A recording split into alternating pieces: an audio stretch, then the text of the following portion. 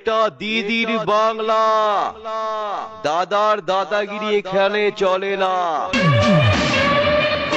দিদিকে হারাতে মোটা ভাই, চাচা ভাই আর অনেক কাকারা দিল্লি থেকে উড়ে বাংলা এসেছিল।